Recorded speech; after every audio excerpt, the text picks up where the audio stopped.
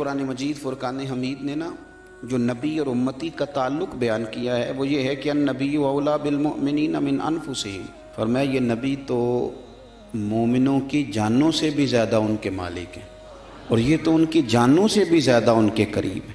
یہ رشتہ ہے نبی پاک، یہ جو حضور سے ہم پیار کرتے ہیں نا، اور یہ جو نبی پاک سے ہمیں محبت کرنی چاہیے، یہ صرف شرعی ضرورت نہیں، شرعی ضرورت تو ہے ہی نا، کہ حضور نے فرمایا تم اتنی دیر تک مومن نہیں بنو گے جتنی دیر تک ہر چیز سے بڑھ کر مجھ سے پیار نہ کرو۔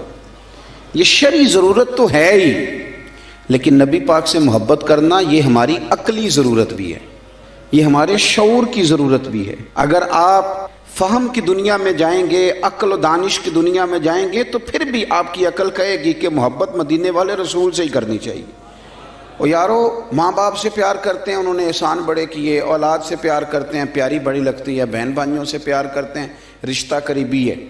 یہ ساری محبتیں ہم کرتے ہیں کیوں؟ کہ ان میں اخلاص ہے، ان میں خلوص ہے، یہ غیر نہیں، یہ ہمارے اپنے ہیں۔ لیکن یاد رکھنا ان سب سے بڑھ کر مدینے والے رسول ہمارے اپنے۔ کیوں؟ اس لیے کہ بہن بھائی کبھی کبھی اخلاص چھوڑ بھی جاتے ہیں، کبھی کبھی مفاد پرست ہو جاتے ہیں، کبھی کبھی ایسا ہوتا ہے کہ ماں باپ بھی ایسا رویہ اختیار کرتے ہیں کہ جس سے لگتا ہے کہ انہیں بھی تھوڑی جیب سے دلچسپی ہو گئی، اللہ ماشاءاللہ سارے نہیں۔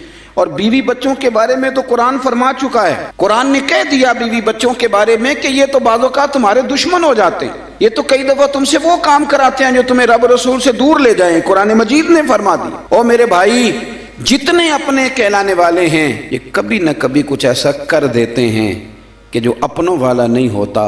ایک ذات ہے مدینے والے محبوب کی، ایک ذات ہے تیرے اور میرے رسول کی کہ جنہوں نے کرم ہی فرمایا ہے، جنہوں نے فضل ہی فرمایا ہے، جنہوں نے رحمت ہی فرمائی۔ اور نبی پاک صلی اللہ تعالی علیہ وسلم فرمانے لگے میرے غلاموں سنو، میری اور تمہاری مثال تو گویا اس طرح ہے کہ جس طرح کسی آدمی نے آگ جلائی تھی تو پتنگے اس میں گرنے لگے تھے اور وہ ان کو بچاتا تھا، پیچھے ہٹ جاؤ پیچھے ہٹ جاؤ، یہ آگ ہے۔ فرمایا تم بھی جہنم کی آگ کی طرف گرتے ہو اور میں تمہیں سینہ بند سے پکڑ کے کھینچتا ہوں اور ادھر نہ جانا جل جاؤ گے، ادھر نہ جانا تکلیف میں آ جاؤ گے، میں تمہیں کھینچتا ہوں۔ تو ہر رشتہ کسی نہ کسی موقع پر بغاوت کر سکتا ہے، دور ہو سکتا ہے، وہ مدینے والے محبوب کی ذات ہے۔ زندگی سنوارنے کا سلیقہ بھی دیا، سارے قبر میں چھوڑ کے آ گئے اور جب آنکھ کھلی تو جلوہ والضحیٰ نگاہوں کے سامنے موجود تھا۔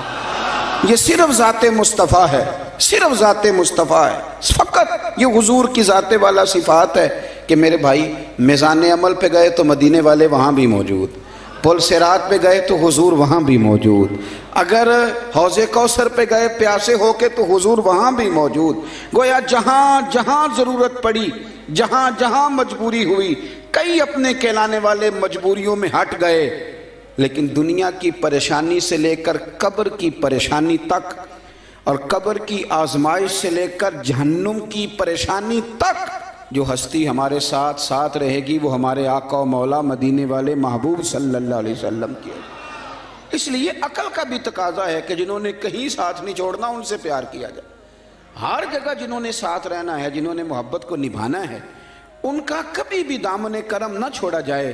کچھ چیزیں ایسی ہوتی ہیں کہ جو آپ کی طبیعت کہتی ہے کہ یار اس بندے نے بہت عمدہ کہا۔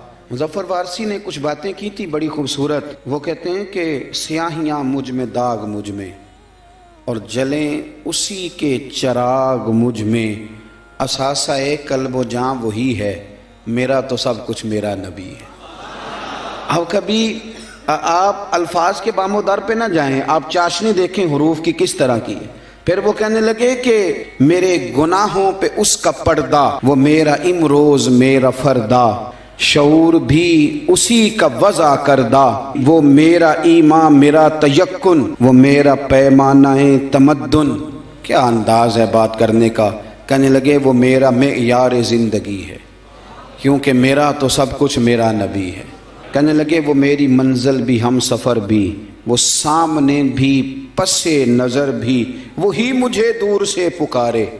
اور اسی کی پرچھائیاں روح پر بھی، وہ رنگ میرا، وہ میری خوشبو، میں اس کی مٹھی کا ایک جگنو۔ اور یارو وہ میرے اندر کی روشنی ہے، میرا تو سب کچھ میرا نبی ہے، وہ تو میرے اندر کی روشنی ہے، میرا تو سب کچھ میرا نبی ہے۔ اور پھر کہنے لگے اسی کے قدموں میں راہ میری، اسی کی پیاسی ہے چاہ میری، اسی کی مجرم میری خطائیں اور اسی کی رحمت گواہ میری، اسی کی مجرم میری خطائیں اور اسی کی رحمت گواہ میری۔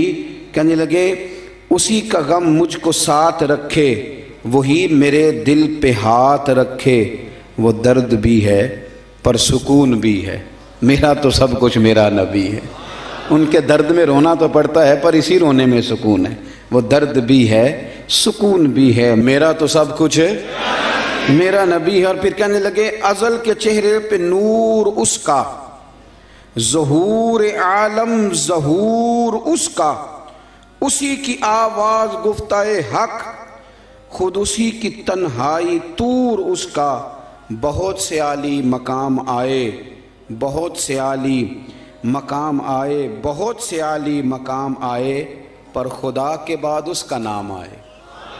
بہت سے عالی مقام آئے پر خدا کے بعد اس کا نام آئے، وہ اولی ہے وہ آخری ہے، میرا تو سب کچھ میرا نبی ہے۔ اور پھر کہنے لگے نہ مجھ سے بار عمل اٹھے گا، نہ عضو ہی کوئی ساتھ دے گا، اگر کہے گا تو روز محشر خدا سے میرا نبی کہے گا، سیاہیاں داغ صاف کر دے، اسے میرے مولا معاف کر دے۔ انداز دیکھیے، کہنے لگے نہ مجھ سے بار عمل اٹھے گا، اسی کوئی نے جو کہ ہاں صحیح، نہ مجھ سے بار عمل اٹھے گا، نہ عضو ہی کوئی ساتھ دے گا، اگر کہے گا تو روز محشر خدا سے میرا نبی کہے گا، سیاہیاں داغ صاف کر دے، اسے میرے مولا معاف کر دے۔